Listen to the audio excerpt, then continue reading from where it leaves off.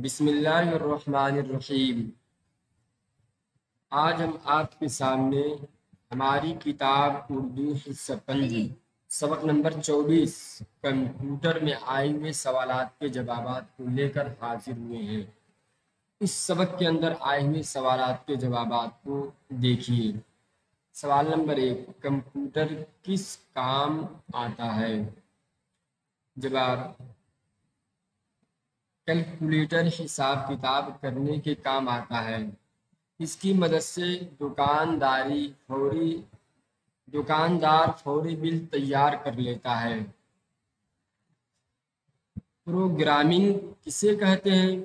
جواب: پروگرامنگ سے مراد کمپیوٹر میں دی گئی معلومات کو خاص مقصد کے لیے استعمال کے قابل بنانا ہوتا ہے۔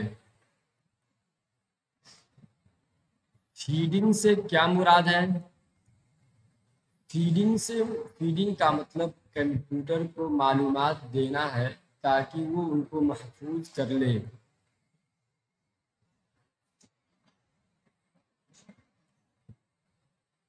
روبوٹ کسے کہتے ہیں؟ جواب: روبوٹ ایک انسان نما کمپیوٹر ہوتا ہے جو انسان کی جگہ کام کر سکتا ہے، خصوصاً وہاں جہاں انسان کی جان کو خطرہ ہو۔ کمپیوٹر کی مدد سے کون سے گھریلو کام کیے جا سکتے ہیں؟ جواب: کمپیوٹر سے درج ذیل گھریلو کام کیے جا سکتے ہیں۔ نمبر 1، چولہا جلانا اور بجھانا، مسالے پیسنا، ہانڈی چڑھانا، کھانے پکنے پر چولہا بند کرنا، بچوں کا فیس یاد دلانا، دروازہ خود بخود کھولنا، فون کے پیغام ٹیپ کرنا، گھر کی صفائی، کپڑے دھونا، فرض یاد دلانا۔ یہ سارے کام کمپیوٹر کر سکتا ہے، روبوٹ کر سکتا ہے۔ کمپیوٹر کی مدد سے کمپیوٹر کر سکتے ہیں۔ دیکھیے، کمپیوٹر کے چند فوائد بیان کیجئے۔ ایک فائدہ یہ کہ غلطی نہ ہونے کے برابر، کہ جو چیز فٹ کیا جائے گا وہی جواب دے گا۔ ہر قسم کی معلومات محفوظ رکھتا ہے، ایک ماہر کی طرح مسائل حل کرتا ہے، تعلیم میں مدد دیتا ہے، موسم کی پیشین گوئی کرتا ہے، دوا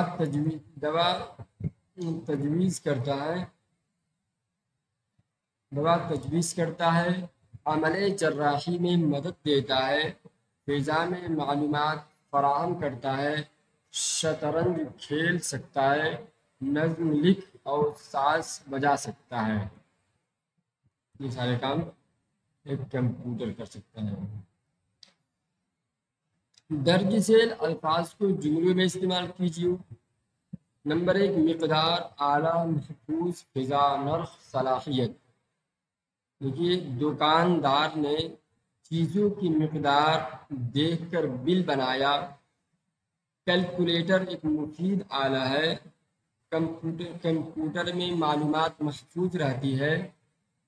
کمپیوٹر خلا میں فضا کی معلومات حاصل کرتا ہے۔ چیزوں کا نرخ دیکھ کر حساب کیا گیا۔ کمپیوٹر میں بے شمار کام کرنے کی صلاحیت ہے۔ دار سے 3 بامعنی الفاظ بنائیے: دارالحکومت، دارالشفا، دارالعلوم۔ حکومت کا مرکز، حکومت کا گھر، دارالشفا، شفا کا گھر، شفا خانہ، دارالعلم کا گھر۔ سبق نمبر 24 تک پورا ہو گیا۔ اب آگے انشاءاللہ کئی بار ملیں۔